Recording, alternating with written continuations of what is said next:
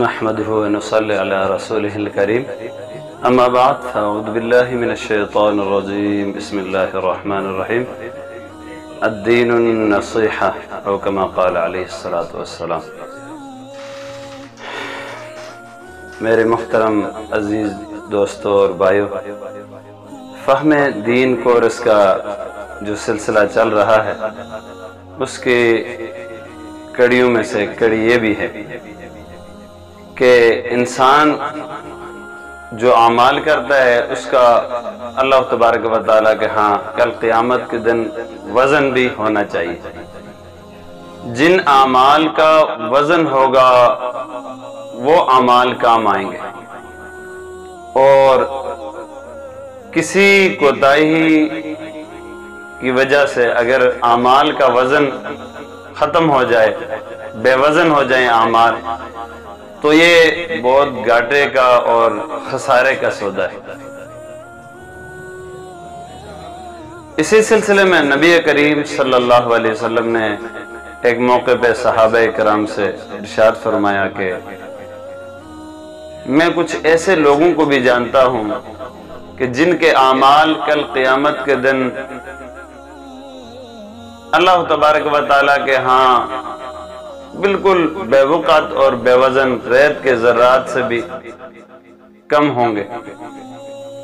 हालांकि वो तिहामा पहाड़ जितने जितने नेकियां बड़े बड़े आमाल लेकर आएंगे, लेकिन अल्लाह ताला उनको बेवक़ात और बेवज़न कर देंगे। सहाबा किराम रिज़वानुल्लाह ताला अलैहिम अजमाइन आखिरत के बड़े हरीस थे और आखिरत की तैयारी करने वाले थे।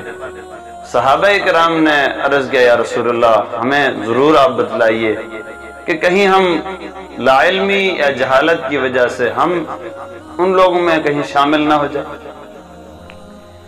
हज़रत नबी करीम सल्लल्लाहु अलैहि वसल्लम ने फरमाया, हाँ वो तुम्हारे ही कौम में से होंगे, तुम्हारे ही भाई होंगे।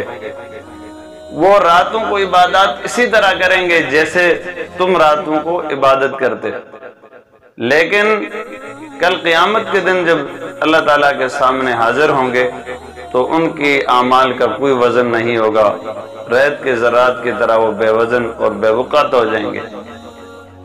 वो लोग होंगे जो तन्हाइयों में गुनाहों से नहीं बचते होंगे, गुनाह करते होंगे तन्हाइयों में, अपने खलवतों में तन्हाइयों में वो गुनाह करते होंगे।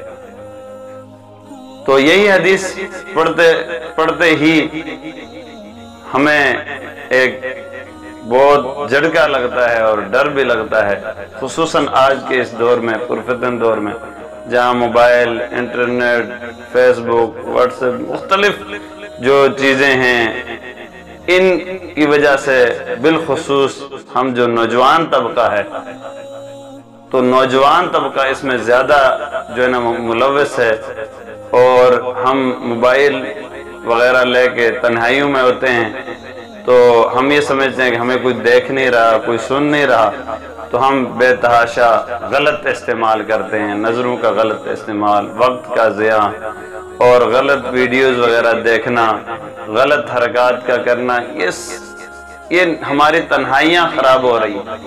हमारी इन तन्हाइयों के ख़राब होने की वजह से, जो हमारे खलवत के ख़राब होने की वजह से जलवतें भी ख़राब हैं। जब इनफरादी ज़िंदगी हमारी ख़राब हो गई तो इज्तिमाइयत ज़िंदगी के अंदर भी अल्लाह तबारक व तआला लोगों की दिलों से उस शख्स की इज्जत और रोब निकाल देते। इसीलिए हमें तन्हाइयों में गुनाहों से बचना चाहिए, और जो है ना जब तन्हाइयों में अल्लाह से डरेंगे और ये तसव्वुर रखेंगे कि अल्लाह जल्ल शानु हमें देख रहे हैं हर लम्हे, तो हमें गुनाहों से बचना बड़ा आसान हो जाएगा, और तन्हाइयों के गुनाहों से हम बचेंगे तो फिर ज़ाहिरी और इज्तिमाई जितने भी अमाल हम मामूली से मामूली नेकी भी करेंगे तो उसमें इखलास होगा, और कल अल्लाह तबारक व तआला के यहाँ उसका वज़न होगा तो हम सुरखरू हो सकेंगे। इसीलिए अपने ان تنہائیوں کو خراب کرنے کی بجائے، غلط استعمال کرنے کے بجائے اپنے والدین، اپنے بزرگ، اپنے اچھے دوست احباب، خصوصاً علماء دین، بزرگان دین کے پاس وقت نکال کے بیٹھنا چاہیے، ان سے واعظ و نصیحت سننی چاہیے اور نصیحتیں لینی چاہیے اور اس کو ہمیشہ یاد رکھنا چاہیے۔ وقت کی قلت کے پیش نظر میں مختصراً عرض کرتا ہوں کہ ایک آدمی بڑا غریب تھا، اس نے ارادہ کیا کہ میں کہیں اور شہر پہنچ جاؤں، جا کے روزگار کی تلاش کروں۔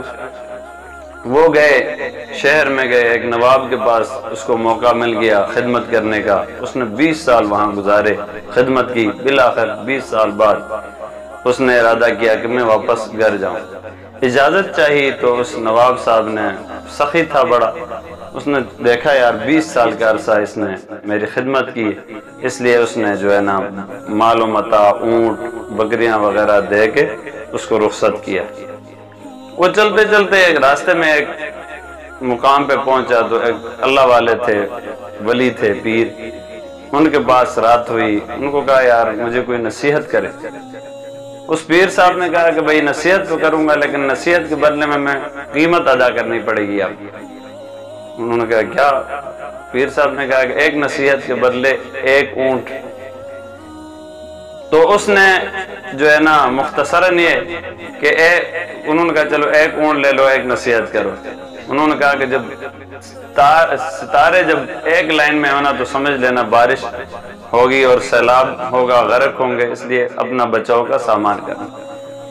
انہوں نے کہا کہ یار یہ تو کوئی سمجھ میں نہیں آئی، میری کوئی فائدے کی نہیں ہے، چلو کوئی دوسری نصیحت کریں۔ انہوں نے دوسری نصیحت یہ کی کہ جب کسی کی آنکھوں میں شرارت آپ دیکھیں، شر دیکھیں، تو آپ سمجھ جانا کہ اس سے آپ کو خطرہ ہے۔ انہوں نے جو ہے نا کہا یار اس کا بھی کوئی فائدہ نہیں، اب کوئی تیسری نصیحت کریں۔ انہوں نے کہا تیسری نصیحت کے لیے تیسرا اور قیمت ادا کرنی پڑے گی۔ انہوں نے کہا چلو ٹھیک ہے۔ انہوں نے یہ کہا کہ بھئی کسی کو قتل کرنے سے پہلے ندامت، قتل کر کے سونے سے ندامت کے ساتھ سونا یہ آپ کے لیے بہتر ہے۔ تو انہوں نے کہا یار اس کا بھی کوئی فائدہ نہیں، چلو 3 اونٹ ضائع ہوئے، چلو چلتے ہیں آگے۔ بہرحال وہ چل پڑا، جاتے جاتے اس نے ایک بستی میں پہنچا، وہاں رات کے ٹائم چلتے چلتے دیکھا آسمان پہ ستارے جو ہیں ایک لائن کے ساتھ۔ انہوں نے شور شرابہ کیا، لوگوں کا یہ پاگل ہو گیا، اب کون موسم ہی نہیں ہے، بارش کہاں سے ہوگی اور سیلاب کہاں سے۔ وہ اپنے بیڑ بکریوں کو لے کے ایک طرف پہاڑ پہ چڑھا اور یکایک بارش ہوئی، سیلاب آیا اور ساری بستی تباہ ہو گئی۔ اور وہ جب پانی جب سوکھ گیا، وہ اپنے ریوڑ کو لے کے آگے چل پڑا۔ یوں اس کی ایک نصیحت نے کام دیا، وہ آگے چل پڑا، ایک جگہ گیا تو پھر دوسری بستی میں جب پڑاؤ ڈالا، وہاں دیکھا کہ ایک آدمی کے پاس، اس نے جس کے پاس پڑاؤ ڈالا تھا وہ بڑا شریف نظر آتا تھا اور بڑی اچھی باتیں معلوم ہوتی تھی، لیکن اس کی آنکھوں سے اس نے شر کو دیکھا تو وہ نصیحت یاد آ گئی۔ اس نے کہا کہیں میری زندگی کا خاتمہ ہونے والا ہے۔ اس نے رات کو بستر جو ہے نا اس کو تکیہ وغیرہ رکھ کے آدمی کی شکل بنا دی اور خود ایک سائڈ پہ ہو گیا، دیکھا کہ وہیں آدمی چھرا لے کے اس بستر پہ مار رہا، گھونپ رہا۔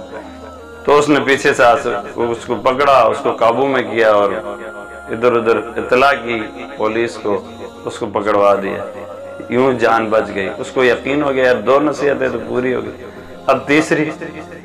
جب وہ اپنے علاقے میں پہنچا تو اب 20 سال پہلے نکلا تھا، جب وہ گیا تو اس کی بیوی حاملہ تھی۔ تو جب اب آیا، دیکھا اپنے گھر سے آگے حالات معلوم کیے، گھر کا معلوم کیا، تو گھر جب پہنچا، جب دیکھا تو اب اس کی بیوی کے ساتھ ایک نوجوان جو ہے نا سویا ہوا۔ اس کو بڑا غصہ آیا، اس نے کہا کہ اس کو قتل کر دوں۔ پھر اچانک وہ نصیحت یاد آ گئی کہ بھئی قتل کر کے سونے سے ندامت کے ساتھ رات گزارنا، سونا یہ بہتر ہے۔ انہوں نے رات ایسے ہی گزاری، سوچتا رہا اور صبح جا کے پتہ کیا تو بالآخر یہ معلوم ہوا کہ بھئی اس فلاں آدمی گیا تھا اتنا وقت سے، اور اس کا جب گیا تو اس کی بیوی حاملہ تھی، اور اس کا بیٹا ہوا کڑیل جوان ہے تو اس کو سمجھ آ گئی کہ یہ جو میری بیوی کے ساتھ سویا ہوا تھا نوجوان کڑیل وہ میرا ہی بیٹا تھا۔ تو یوں بزرگوں کی نصیحت کام آئی۔